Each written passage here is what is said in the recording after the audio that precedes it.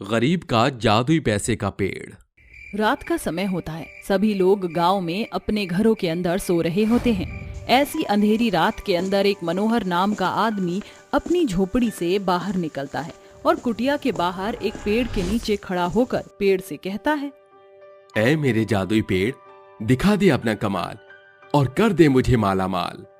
इतना कहते ही जादुई पेड़ के ऊपर 2000 और 500 के नोट निकल आते हैं। जैसे वह पेड़ बिल्कुल नोटों के लिए ही बना हो। चारों तरफ नोटों की बौछार लग जाती है, जिसके बाद जादुई पेड़ मनोहर से कहता है, आओ मेरे बेटे, तुम्हारा यहाँ पर स्वागत है। तुमने मुझे याद किया, तुम्हारा बहुत बहुत शुक्रिया। बताओ मैं तुम्हारी क्या मदद कर सकता हूँ? पिताजी, कल मुझे मेरे बेटे की स्कूल की फीस भरनी है और घर का राशन भी लेकर आना है। मेरे पास एक फूटी कौड़ी तक नहीं है। मुझे तुम्हारी जादुई पेड़ से कुछ पैसे चाहिए। अगर ऐसी बात है तो ये लीजिए, जितने चाहे उतने पैसे ले लीजिए। ऐसा कहते ही पेड़ मनोहर की तरफ झुक जाता है, जिसके बाद मनोहर उसके अंदर से खूब सारा पैसा तोड़ लेता है और वह सभी नोटों को अपने झोपड़ी के अंदर ले जाता है, जहां उसकी पत्नी निर्मला और उसका बेटा कौशल आराम से सो रहा होता है। अगले दिन जैसे ही सवेरा होता है, वह अपने बेटे कौशल के साथ उसके स्कूल जाता है और वहाँ उसकी फीस भर देता है और आते वक्त वह घर का राशन भी ले आता है, जिसके चलते निर्मला उससे पूछती है, अजी क्या हुआ, आपके पास इतने सारे पैसे कहाँ से आए? कल तक तो आपकी जेब में एक फूटी कौड़ी तक नहीं थी और आज आप इतना सारा राशन भी ले आए। आखिर ये सब चल क्या रहा है? अब तुम पूछ ही रही हो तो मैं तुम्हें बता ही देता हूँ। तुम तो जानती हो कि हम कितने गरीब हैं। हमारे पास रहने को एक ढंग की जगह तक नहीं है। इस टूटी फूटी झोपड़ी में हम लोग कब से रह रहे थे। ये 2 दिन पहले की बात है। मैं हमारे आंगन के पेड़ के नीचे बैठा था। भगवान, हमारे घर के अंदर तो खाने के लिए एक दाना तक नहीं है और ऊपर से मुझे कहीं काम भी नहीं मिल रहा। मेरा बेटा भी बीमार है, अब मैं क्या करूं? तभी अचानक से पेड़ के ऊपर से कुछ नोट गिर जाते हैं। अरे ये क्या, ये नोट कहां से गिर रहे हैं? कुछ समझ नहीं आ रहा। आखिर ये सब चलकर आ रहा है। तभी मनोहर को एक आवाज आती है, मैं हूँ बेटा, तुम्हारा पिता। पेड़ को बात करते हुए देख मनोहर बहुत ज्यादा डर जाता है, जिसके बाद जादुई पेड़ कहता है, अरे बेटा, मैं हूँ तुम्हारा पिता। मरने के बाद मेरी आत्मा इस पेड़ के अंदर समा गई थी। आज तुम्हें इतना दुखी होता देख मुझसे रहा नहीं गया। मैं तुम्हारी मदद करना चाहता हूँ। मेरे जादुई पेड़ के ऊपर 2000 और 500 के नोट आते हैं। बस तुम्हें जब भी मेरी जरूरत हो तो एक मंत्र बोल देना। जादुई पेड़ मनोहर को अपना मंत्र बता देता है, जिसके बाद मनोहर उन पैसों को उठाता है और उन पैसों से अपने घर की परेशानियों को दूर करता है। उस दिन मुझे भी कुछ समझ नहीं आया। पता नहीं मेरे पिताजी की आत्मा उस पेड़ में कैसे आई और क्यों आई, लेकिन उनकी मदद से आज मैं अपनी सभी परेशानियां दूर कर सकता हूँ। अगर ऐसी बात है तो मैं अपने ससुर जी के पैर छूना चाहती हूँ। निर्मला ऐसा कहकर आंगन में जाती है और उस पेड़ की जड़ों पर हाथ रखकर उन्हें चूम लेती है। पिताजी, हमारी मदद करने के लिए आपका बहुत बहुत शुक्रिया। आज अगर आप न होते तो हमारे घर में कोई भी खाना ना खा पाता और ना ही मेरा बेटा स्कूल जा पाता। तभी जादुई पेड़ के अंदर से आवाज आती है, चिंता मत करो बहू, सब कुछ ठीक हो जाएगा और अब तुम्हारी परेशानियां धीरे धीरे खत्म हो जाएंगी। अपने ससुर की आवाज सुनकर निर्मला बहुत खुश होती है, जिसके बाद वह खुशी खुशी अपने घर में चली जाती है। अब जब भी निर्मल या मनोहर को पैसों की जरूरत पड़ती तो वह जादुई पेड़ के पास आते और उससे पैसे ले जाते। एक दिन अचानक से मनोहर का एक बहुत बड़ा एक्सीडेंट हो जाता है, जिसके चलते उसके दोनों पैर डैमेज हो जाते हैं और वह चल नहीं पाता। डॉक्टर साहब, कुछ भी कीजिए लेकिन मेरे पति की हालत को सुधार दीजिए। मैं उनको इस हालत में कभी नहीं देख सकती। क्या उनके पैर दोबारा ठीक नहीं हो सकते? ठीक होने के लिए सब कुछ ठीक हो सकता है, लेकिन उसके लिए बहुत सारा पैसा लगेगा। क्या आप इतना सारा पैसा लगाने के लिए तैयार हो? डॉक्टर साहब, आप पैसों की चिंता मत कीजिए। जितना पैसा हो सकेगा मैं इलाज के लिए जरूर लगाऊंगी। आप बस मेरे पति के पैरों को ठीक कर दीजिए। मैं उन्हें उनके दोनों पैरों पर चलते हुए देखना चाहती हूँ। ठीक है, अगर ऐसी बात है तो एक काम करो, जाओ और 5 लाख रुपए का इंतजाम करो। उनके पैरों के इलाज के लिए पूरे 5 लाख रुपए लग जाएंगे। डॉक्टर की बात सुनते ही निर्मला तुरंत जादुई पेड़ के पास आती है और अपनी हाथों को जोड़कर जादुई पेड़ से रोते हुए कहती है, पिताजी मुझे आपकी जरूरत है। पिताजी आपका बेटा हॉस्पिटल में एडमिट है, उन्हें पैसों की सख्त जरूरत है। मुझे 5 लाख रुपए की जरूरत है। आप मुझे पैसे दे दीजिए पिताजी, अपने जादुई पेड़ का कमाल दिखाइए। चिंता करने की कोई बात नहीं है। तुम्हारे पति यानी मेरे बेटे को कुछ नहीं हो सकता। डॉक्टर को जितना पैसा चाहिए ले जाओ, मेरे इस हरे भरे नोटों के पेड़ से ले जाओ। पेड़ के इतना कहते ही उसके ऊपर कई सारे नोट प्रकट हो जाते हैं, जिसे देखते ही निर्मला हैरान रह जाती है। चारों तरफ नोट ही नोट नजर आ रहे होते हैं। तभी जादुई पेड़ उसके आगे झुक जाता है, जिसके ऊपर से निर्मला पूरे 5 लाख रुपए तोड़ लेती है और हॉस्पिटल ले जाकर डॉक्टर को दे देती है। डॉक्टर साहब ये लीजिए, आपने जितने पैसे कहे थे मैं पूरे पैसे ले आई हूँ। अब किसी भी तरह मेरे पति का इलाज शुरू कर दीजिए, उनके इलाज में कोई भी कमी नहीं आनी चाहिए। चिंता मत करो, तुम्हारे पति के इलाज में अब कोई भी दिक्कत नहीं आएगी और मेरा तुमसे ये वादा है कि तुम्हारा पति अपने पैरों पर जरूर खड़ा होगा। ऐसा कहकर डॉक्टर मनोहर का इलाज करने के लिए चला जाता है। धीरे धीरे कई सारे घंटे बीत जाते हैं, जिसके बाद डॉक्टर निर्मला के पास आता है और निर्मला से कहता है, मुबारक हो आपको, आपके पति को आप कुछ ही दिनों में ले जा सकते हैं। वो चल फिर पाएंगे, उनका इलाज सक्सेसफुल हो गया है और अब वो बिल्कुल ठीक है। आप चाहो तो उनके पास जाकर उनसे मिल सकती हो। डॉक्टर की बात सुनते ही निर्मला बहुत खुश होती है, जिसके बाद वह अपने पति मनोहर के पास जाती है और उससे कहती है, आज अगर जादुई पेड़ के अंदर समाई हुई हमारे पिताजी की आत्मा ने हमारा साथ न दिया होता तो पता नहीं हमारा क्या होता। शुक्र है उन्होंने हमारी मदद की और आप आज उनकी बदौलत अपने पैरों पर खड़े हो। मेरे पिताजी बहुत निठल्ले आदमी थे, बस उन्हें 500 और 2000 के नोट अपने पास रखने का बहुत शौक था। वो नोट मैंने उस पेड़ के नीचे ही दबाई थी, लेकिन पता नहीं था और नोट की वजह से मेरे पिताजी की आत्मा उस पेड़ के अंदर समा जाएगी और वो पेड़ एक जादुई पेड़ बन जाएगा। निर्मला कुछ ही दिनों बाद मनोहर को अपने घर वापस ले आती है। वह अब अपने पति को अपनी आंखों के सामने सही सलामत देख बहुत खुश होती है, जिसके बाद अब जादुई पेड़ की मदद से उनकी आर्थिक व्यवस्था धीरे धीरे ठीक होने लगती है और वह अपने जीवन में खुशी खुशी रहने लगते हैं।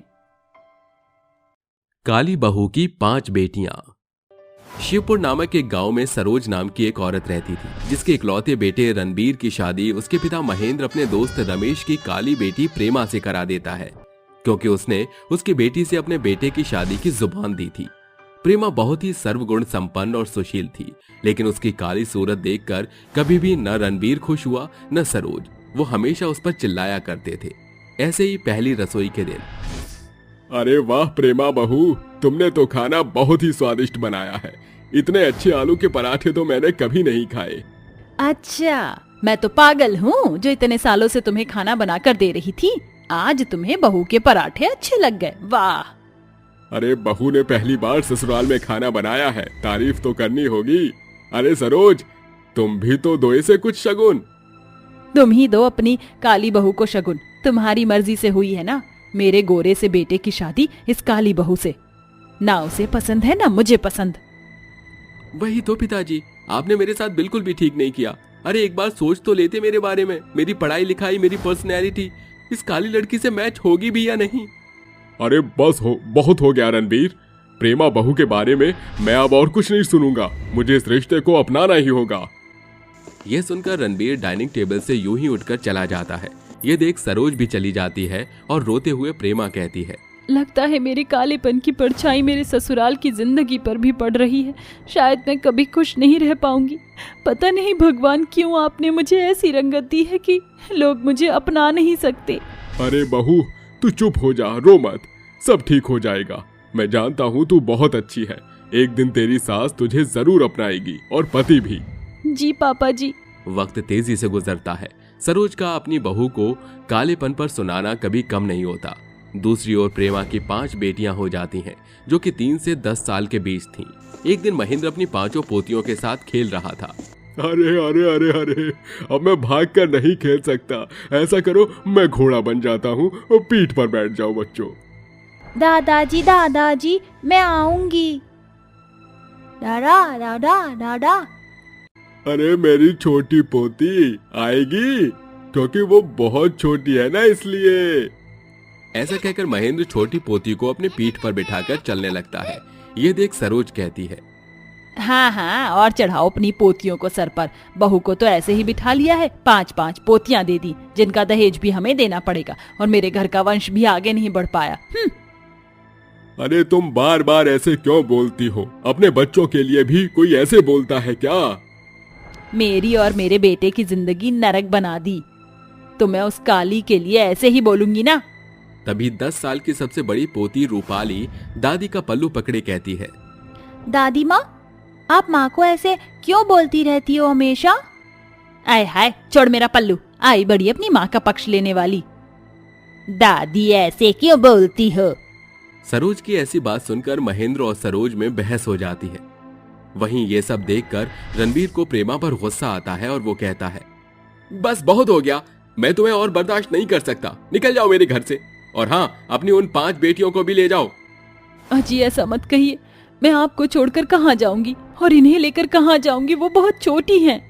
जहन्नुम में जाओ, पर मेरी जिंदगी से निकल जाओ ना। मुझे बेटा दिया, ऊपर से ऑफिस वाले लोग अलग से हंसते हैं कि मुझ पर काली बीवी है। ये कहकर रणबीर उसे उसकी 5 बेटियों समेत घर से बाहर निकाल देता है, साथ में उनका बैग भी फेंक देता है। ये देखकर सरोज को बहुत खुशी होती है और महेंद्र रोकने की कोशिश करता है, पर सरोज उसकी एक नहीं चलने देती। तभी प्रेमा कहती है, ठीक है, आप सब यही चाहते हैं तो मैं अपनी 5 बेटियों को यहाँ से लेकर हमेशा के लिए चली जाती हूँ। ऐसा कहकर प्रेमा अपनी 5 बेटियों को लेकर इधर उधर भटकने लगती है। फिर एक खाली मैदान में रखे हुए पाइप के अंदर अपनी 5 बेटियों के साथ रहती है। खाने का इंतजाम करने के बाद वो वहीं चूल्हा बनाकर अपनी बेटियों को खाना खिलाती है और पड़ोस में झाड़ू पोछा का काम करने लगती है। रूपाली, मेघा, प्रीति, अनीशा, तुम चारों को यहाँ से कहीं नहीं जाना, और अपनी छोटी बहन शिल्पा का बहुत ख्याल रखना है।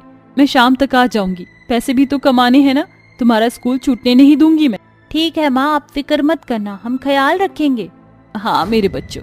तभी वहां महेंद्र पहुंच जाता है, जो कि कभी कभार बच्चों का ख्याल रखने, उनसे मिलने के लिए जाया करता था। अपने घर वालों से छुपकर वो प्रेमा का बहुत साथ देता है। एक दिन प्रेमा कहती है, पापा जी आप कितने अच्छे हैं, आपकी तरह रणबीर और माँ जी क्यों नहीं है, और शुक्रिया हमारे बारे में सोचने के लिए। क्यों इनसे छुपकर आपको यहाँ आना पड़ता है? अरे तू फिक्र मत कर किसी भी चीज की, मैं हूं ना। वक्त गुजरता है, इस तरह प्रेमा अपने बच्चों का बड़े संघर्ष के साथ पेट पालती है और फिर आए पैसों से एक किराए का कमरा लेती है। साथ ही साथ अपनी 5 बेटियों को पढ़ाती है। महेंद्र भी कभी कभी बच्चों का ख्याल रखने और उससे बात करने के लिए आता रहता था। आखिरकार 18 साल बाद उसकी 5 बेटियां अपने अपने मुकाम पर पहुंच गईं।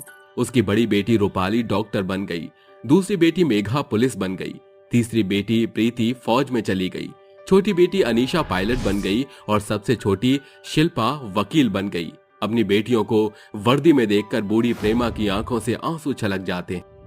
हाय, आखिर मैं जो चाहती थी वो तुमने किया। मैं तो कभी पढ़ नहीं पाई क्योंकि मेरी शादी हो गई थी, फिर तुमने मेरा सपना पूरा किया और आज तुम बहुत अच्छे मुकाम पर हो। मुझे गर्व है अपनी 5 बेटियों पर। माँ, जब आपकी कोई चोट वगैरह होगी ना तो मैं आपको जल्दी ठीक कर दूंगी। और माँ, अगर आपको पापा से शिकायत हो तो बताओ, अब तो मैं उनको जेल में भी डाल दूंगी, पुलिस वाली जो बन गई हूँ। और माँ, मैंने तो देश की सेवा करने की ठान ली है। थोड़े दिन बाद मैं माँ आपको और अपनी बहनों और दादाजी को बाहर एरोप्लेन में बिठाकर विदेश की सैर कराऊंगी। और माँ, मैं तो वकील हूँ, अगर दीदी या आपने मुझसे बहस करी तो भी जीत नहीं पाओगे, क्योंकि जीतूंगी तो मैं ही। हाँ हाँ, वैसे भी तू छोटी है, हम तुझसे क्यों लड़ेंगे।